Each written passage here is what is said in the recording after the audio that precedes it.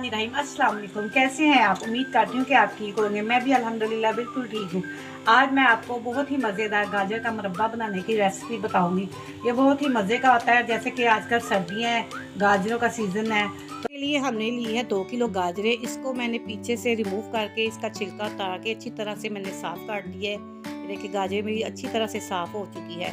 और अब जो हमने जो गाजरें ली हैं उसको मैं आगे से इसके पीस काट दूँगी। जो आगे से पतला हिस्सा है उसका अलहदा कर लेंगे। और ये देखें यहाँ से मैं अलहदा कर दूँगी और जो पीछे वाला मोटा हिस्सा है इसके मैं 2 पीस कर लूँगी। तो देखिए अब हम इसको अब काटते हैं। अब देखें जो आगे से इसका ब्रीक हिस्सा होता है हमने उसको नहीं काटना है। ये देखें ना, आगे से ब्रीक हिस्सा भी काटेंगे। मोटे वाले हिस्से को मैं नीचे से 2 हिस्सों में बना दूँगी, क्योंकि ये आगे वाले हिस्से को अगर हम काटेंगे तो ये टूट जाती है।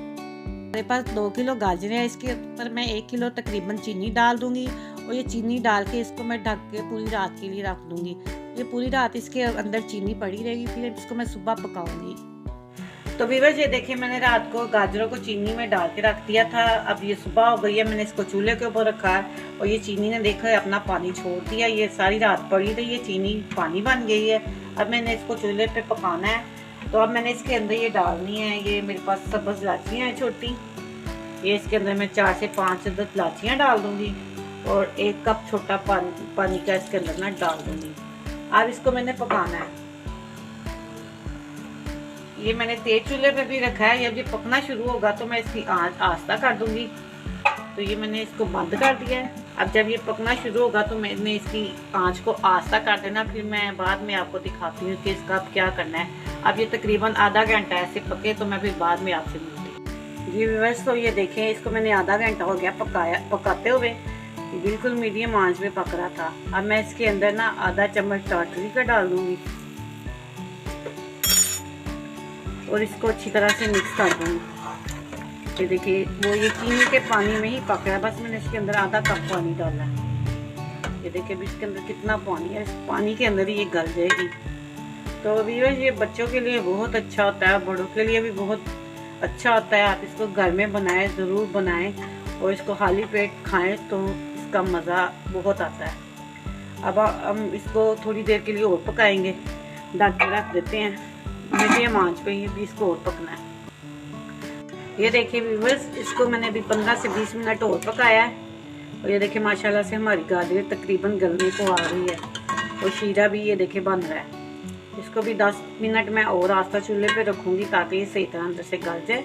ये तकरीबन 80% गल गई हुई हैं और 20% हमने इसको और गलाना है। तो इसको अब हम फिर ढक के 20 मिनट के लिए हल्की आंच पे रख देंगे और फिर बाद में हमने इसको इतना पकाना है कि ये शीरे के अंदर तार सी बन जाए। जैसे ये देखें ना अभी इसमें तार नहीं बन रही, तो जब तक ये गलेंगी तब तक इसका शीरा भी ठीक हो जाएगा।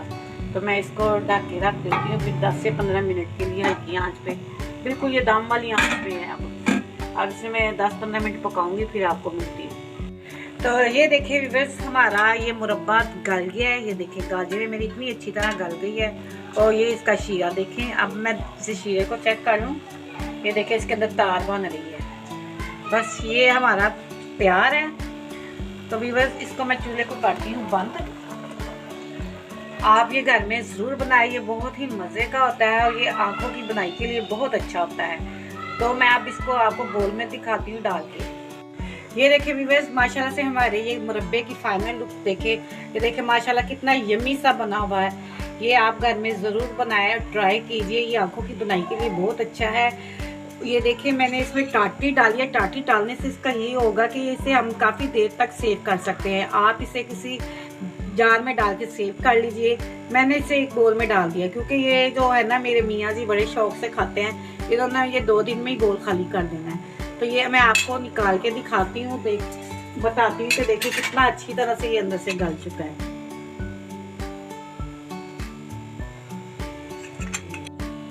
ये देखिए माशाल्लाह से अंदर से कितनी अच्छी तरह से गल गया है।